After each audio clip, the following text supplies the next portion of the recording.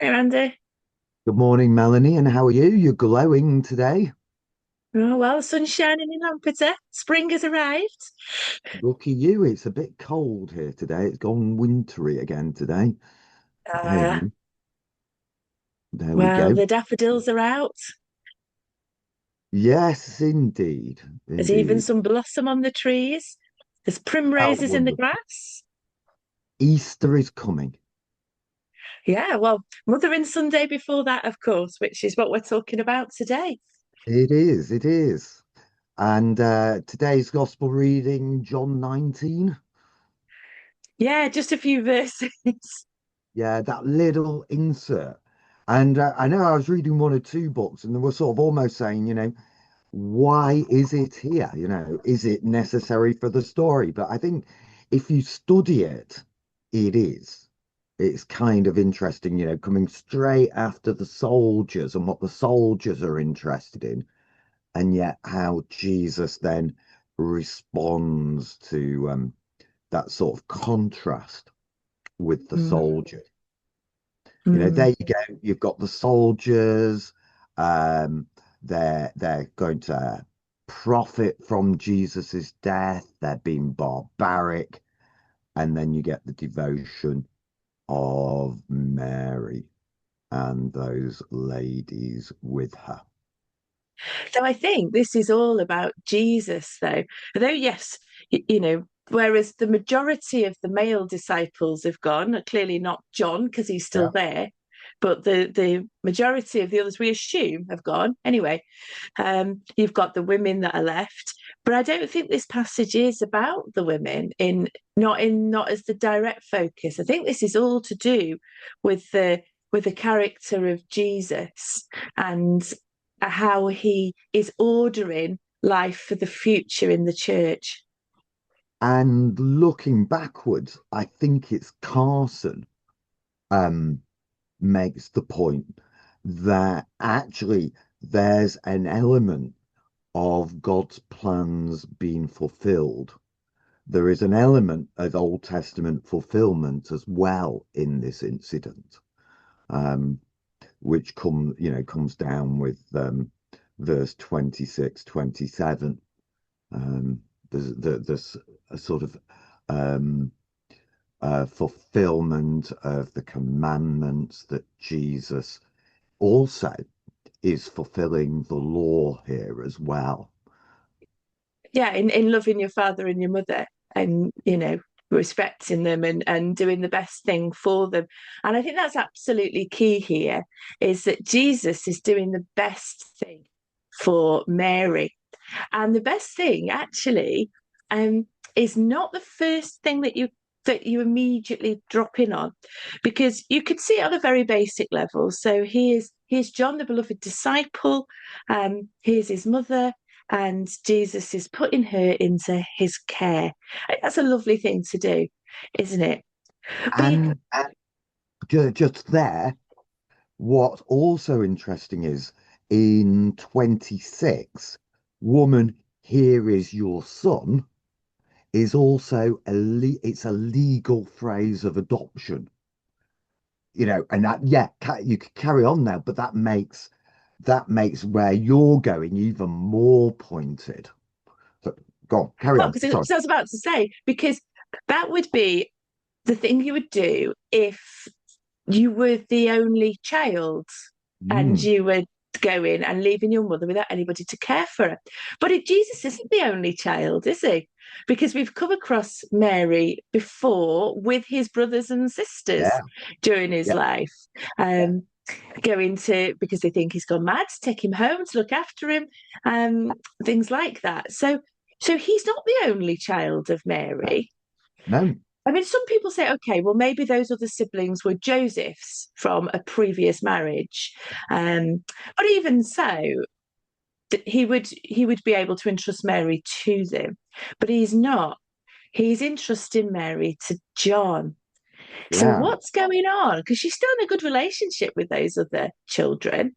one would But guess we've so. seen Yeah. no evidence of a breakup, have we? So what's going on? And so several of the commentators actually identify that this is to do with the church, because Jesus has said previously that that your real family is your family of faith, it supersedes the biological family, um, and so Jesus is placing her into the hands of the church because that is the very best place for her, because it's the very best place for all of us. And it's also marks this new beginning with his death, the church will be formed. I found that quite an interesting thought. What do you think? I probably go with Carson on this because again, Carson is kind of more reluctant to pursue that. He recognizes what you've just said about the family of faith, that as Christians, our duty to care for each other. I think Carson is reluctant to talk about the church because how certain wings of the church over history have used that for different purposes. So, family of faith, Carson would go with. Church, he's a little bit more cautious about. But isn't the church the family of faith? I think he's worried about how the church have manipulated that idea. So Carson, family of faith, the fellowship, yeah. With Christians, yeah. The church institution, let's be cautious I don't about think that. I was meaning the institution. I was thinking that's where the church begins, isn't it? Sort of the church is formed in a sense because of Jesus's death and resurrection, because we can be reconciled to God. So you form this new kind of community, which is a community of faith, which is the church. Which certain wings of the church have taken to use to develop their Marian theology and Now, Marian priorities over. J.C. Rowe's got something to say about Mary in that respect. Excellent. Um, and this is what he says, and this isn't actually in his main body of his commentary; it's in his footnotes, but I find it quite interesting. It says, henceforth, she must daily remember that her first aim must be to live the life of faith as a believing woman. Like all other Christian women, her blessedness did not consist in being related to Christ according to the flesh, but in believing and keeping Christ's word. I firmly believe that even on the cross, Jesus foresaw the future heresy of Mary worship. And he builds it around the fact that Jesus calls her woman and not mother. That's his sort of hinge point on it. But he's making that point that she's actually been entrusted into the family of the church, which we belong to through faith, and that it's her faith that gives her that place, not her flesh and blood relationship to Jesus. Because obviously JC Bell's very keen to knock on the head any sort of Marian stuff. Yeah. So I thought it was quite interesting. But of course, it shows Jesus's the importance Jesus places on keeping the law. So he's doing his very best for Mary, which is placing her into the family of the church, or the family of the Christian believers, or however you want to phrase that, because that's the best place for her. And it also shows his love and his care. I've got another JC Ryle. Do you want it? Yep. Oh, I'm not so thrilled. Yeah. Carry on. Do you want the JC Ryle? Oh, yeah. Get on with it. Come on. It's looking like you're about to fall asleep. And never would I fall asleep as I'm listening to your words of wisdom, Melanie. He says, let us take comfort in the thought that we have in Jesus a Saviour of matchless tenderness, matchless sympathy, matchless consideration for the condition of his believing people. Let us never forget his words. Whosoever shall do the will of God, the same is my brother and my sister and my mother. The heart that even on the cross felt for Mary is a heart that never changes. Jesus never forgets any that love him, and even in their worst estate remembers their need. No wonder that Peter says, casting all your care upon him, for he careth for you. Mm. And I think I mean the other thing I kind of like here and Jesus's attitude to Mary is, you think of his suffering, the suffering he's going through, the suffering he's going to take on our behalf on the cross. Yet, even in those final moments, he takes away the suffering of others. He takes away Mary's, what could have been Mary's future suffering by placing her into the hands of, we assume, the disciple John. What compassion that is with the suffering he's taking on for us. He makes sure Mary isn't going to suffer unduly in the future. Hmm. Tremendous example of him Yeah, on and it shows how Jesus is always thinking of others. Because sometimes when we're in pain and when we're suffering, the only people we can think of is ourselves. But Jesus is thinking of others. But I have to say, when I have walked alongside Christians as they've been dying, I've seen this attitude in other godly Christians, wanting to make sure everything's right for everybody else, wanting them to know Jesus, and trying to share some of his love, even in their last days, because they know that that's what's the right thing for their loved ones. And I think that is a real mark of a changed heart, isn't it? A heart that's after Jesus. yeah, It's yeah, when you, even in your deepest suffering, you can think about what other people need. Yeah. yeah, yeah, yeah. Lovely, lovely. And then if you go Psalm 127, which is the psalm appointed to go with the John reading on Sunday, is another one of the psalm. It's a song of ascent, Psalm 127, and um it's kind of interesting how um it focuses so much on how you've got to have the Lord involved.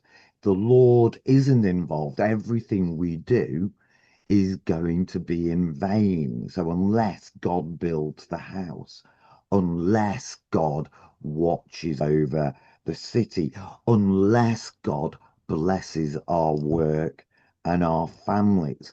And so this is a total sidetrack, but verse 3 of the psalm, one of those quiet blessings from God is children.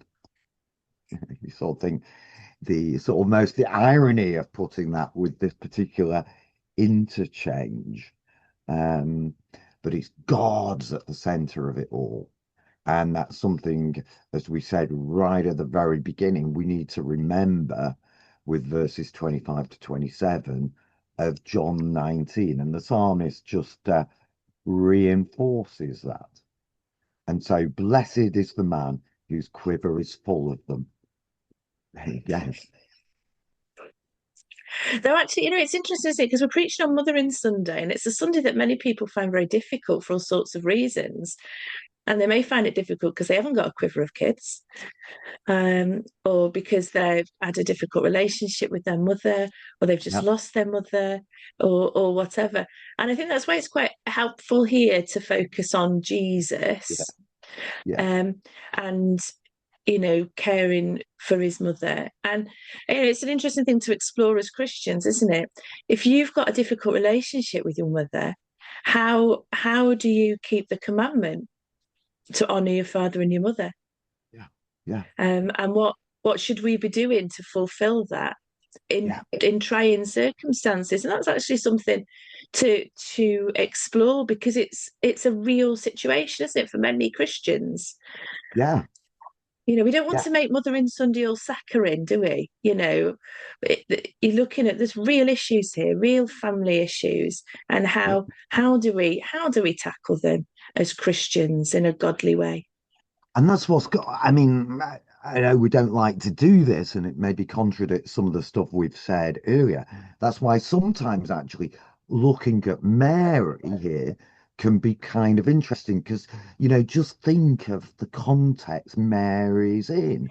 You know, Jesus, her son, is being crucified as in the political sense as a traitor. So she's probably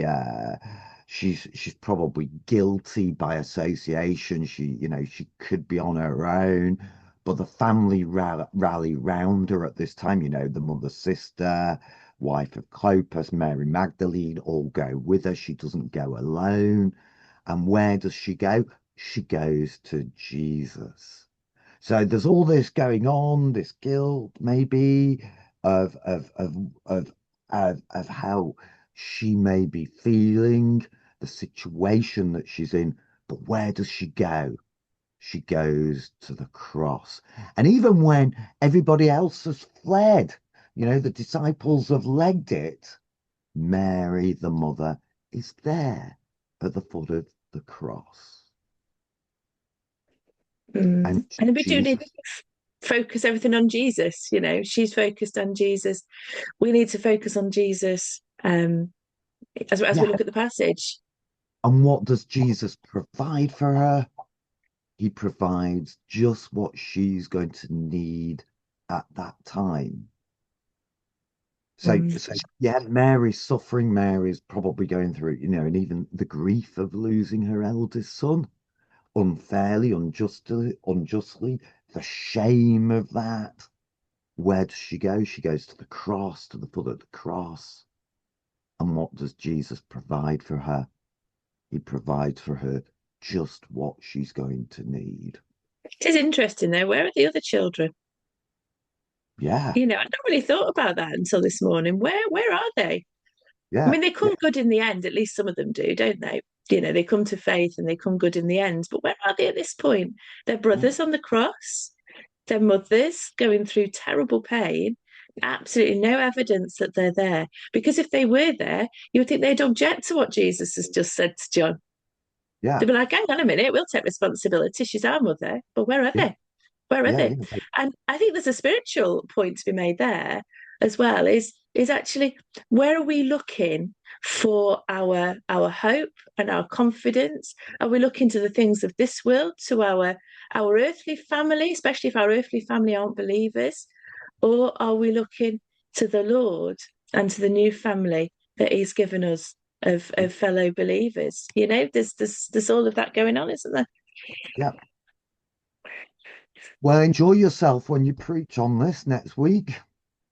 Well, yeah, do you know, it's going to be the first Mothering Sunday that I'm preaching and leading in a church where my own family aren't present because I'm Mm, not in the parish church this week. It's my right? it's my week when I'm elsewhere.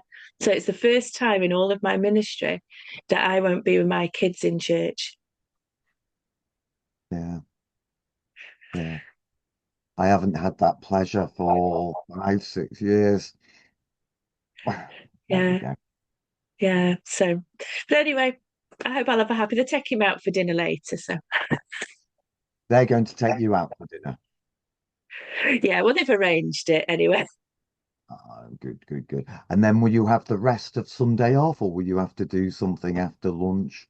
Well, I've kept it clear. Right, great. So you can have something of a nice day. I hope so. I hope so. Well, I'd just like my dinner and a nap, if I'm honest. Okay. Is the football on? Haven't even looked. But just a nice dinner and a nap, and all is good with the world. Excellent. Oh, well, enjoy yourself. Thank you, and you. Have a good day. Ta ta. Bye.